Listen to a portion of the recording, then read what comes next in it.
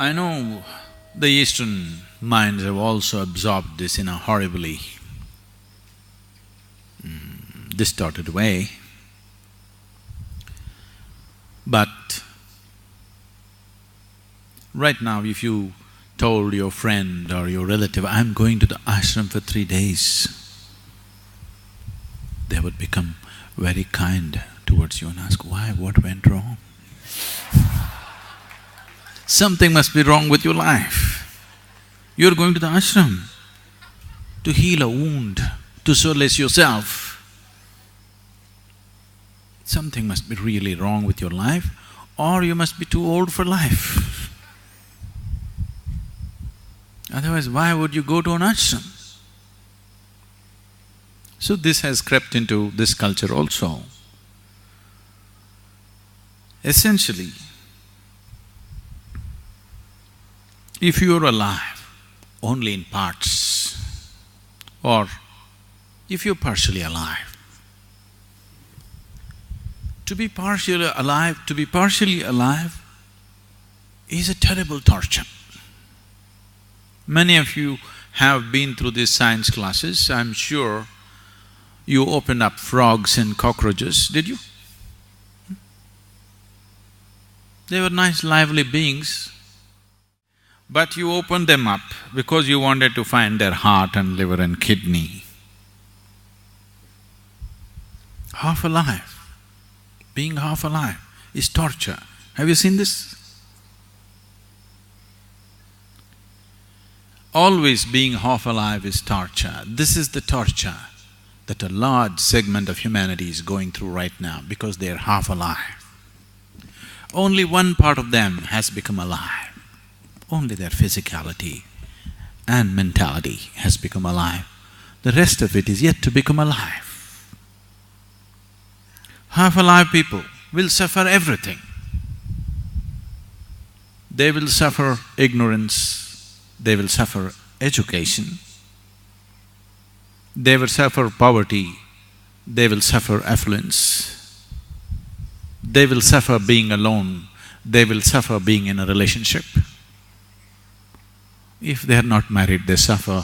If they're married, if they don't have children, they suffer that. As if children, if they are there, they can come and bite you. They do. No children, what are you suffering? But that also they suffer. Just show me one thing that human beings are not suffering right now. Just show me one aspect of life that human beings are not suffering right now. They're suffering just about anything, not just life. They're even suffering death before it happens.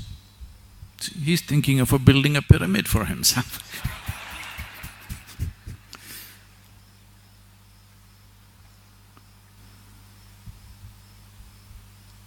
That which is and that which is not, everything they suffer. This is not.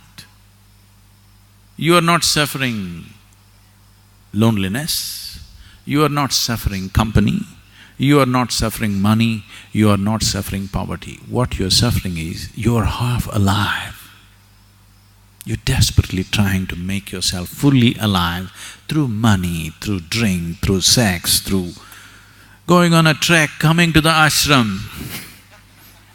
In so many ways, you're somehow trying to make yourself fully alive, which is yet to happen fully. Here and there you feel a burst of aliveness, but again it ebbs down. So, when people are constantly half alive, pleasure becomes an important part of your life, very important part of your life.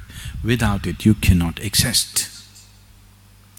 Pleasure becomes paramount in your life when you're only half alive, when physicality is all that you know. Pleasure becomes of immense importance in your life.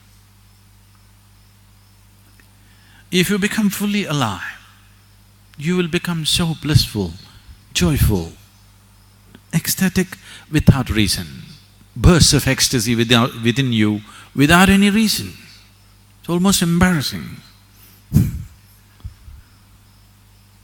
Now, the thought of pleasure just evaporates. Looking for a drink, looking for some kind of pleasurable thing just evaporates out of your mind because you're fully alive. When you're fully alive, pleasure disappears. When you're half dead, pleasure is an important thing.